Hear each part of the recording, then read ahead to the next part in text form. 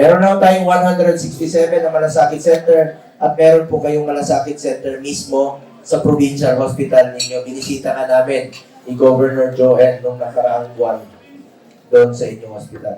Kung may pasyente kayo, hindi kayang operahan doon, kung kailangan dalahin sa Maynila, tutulong po ako sa abot ng aking makakaya. Pati pamasahe po ng inyong pasyente hanggang makabalik po sa Aklan. Pangalawa, Super Health Center. Ano po ang Super Health Center? It's a medium type of a polyclinic. Yan po. Diyan na kayo magpakonsulta. Kaya sabi ko, dapat ang mga Super Health Center magpa-accredit sa konsulta program. Dahil lahat ng Pilipino, miyembro tayo ng PhilHealth. At napakaliit pa ngayon ng consulta registration. 27 million pa lang out of 115 million Filipinos ang nagpaparehistro, wala pang 1/4. Kaya nakikiusap ako sa PhilHealth, paitingin niyo po ang information drive. Saan ko yun may lumapit sa akin, pakitake doon? May lumapit sa akin ng kapitan sabi niya, paano ba magparehistro sa PhilHealth? Nakikiusap ako sa PhilHealth, pwede niyo bang paitingin yung inyong information drive, bigyan niyo ng ID. Di ba kahit na simpleng ID lang, ipalaminate nyo lang, meron tayong maipapakita at kampante. Ang Pilipino, napakasimple niya, napaka-common sense, bigyan nyo lang ng ID para may ipakita yung pasyente tuwing silang nagkakasakit. Alam nila saan sila pupunta. Yun ang po pakiusap ko. Ngayon, balikan ko lang po ang Super Health Center. Meron po mga Super Health Center na itatayo sa buong Pilipinas. Mahigit 700 po ang Super Health Center na itatayo sa buong Pilipinas at kasama na po ang 10 sa probinsya ng Aklan. Kalibo, Boracay, Ibahay, kami mismo, ni Mayor, pinuntahan namin. Balete, Banga, Batan, Malay, Nabas, New Washington, at San Numancia po ang pinuntahan natin. 10 Super Health Center yan. Pagdating ng panahon, sana yan pang padamihin natin para ilapit natin ang serbisyo medical sa ating mga kababayan. Kasama na po sa inyong mga bayan. Magkaroon rin po ng mga Super Health Center. Tingnan nyo lang po, napakahalaga nito. Alam nyo, napakaganda ng Aklan.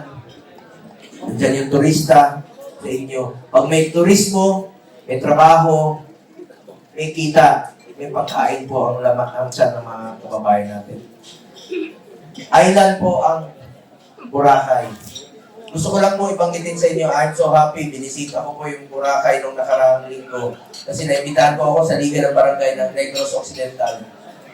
Ang ganda na po ng Boracay ngayon, yung mga drainage na dati, may amoy, baha, ang dumi, ngayon maayos na. Konting tiis lang dahil sa political will ni Pangulong Duterte noon, pinasara niya sandali, pagbalik naman, naging maayos naman po ang Boracay. At kayo po ang makikinabang dito, yung mga kababayan natin na sa Aklan.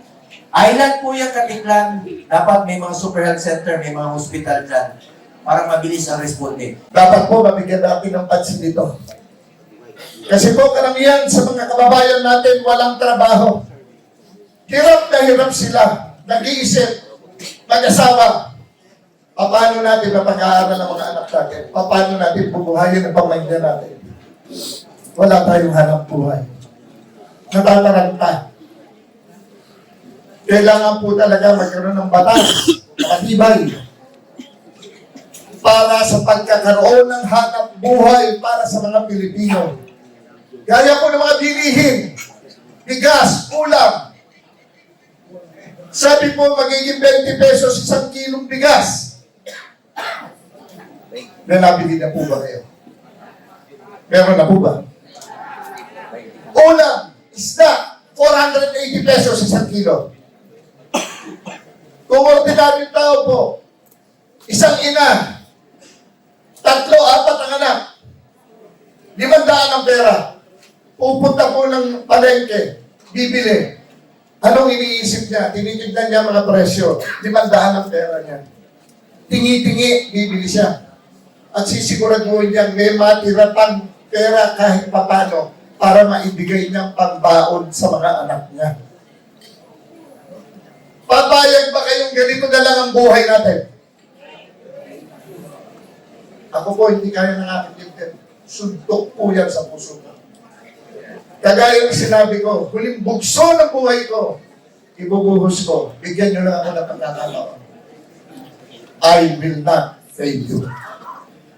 Pangatlo, edukasyon. Marami po natin sinasabi ang kabataan ang kinabukasan ng ating bansa.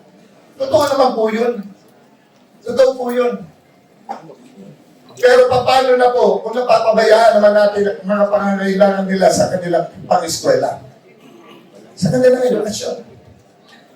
Sa sa private schools. Ang mamahal ng mga libro nila, mga notebooks, mga pangangailangan pang ibang gamit para sa kanilang eskwela. Lalo na po matrikula. Sa pampubliko pong paaralan, marami po tayong guro. Totoo yan.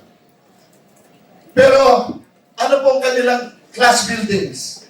Ano po ang kanilang mga silid-aralan? Kulang na kulang po. Sa isang silid-aralan, 80 hanggang 90 estudyante. Yung iba po, napapaupo na lang. Sa pagod, napapaupo sila. Yung iba po, maghapon nakatayo. Alas 6 ng umaga, umpisa ng klase. Alas 12 ng tanghali natatapos. Ang panghapon po, 1:00 ng hapon hanggang alas 6 ng gabi. Ano po matututunan nila kung sila'y nakatayo at nagsisiksikan, nakaupo sa sahig?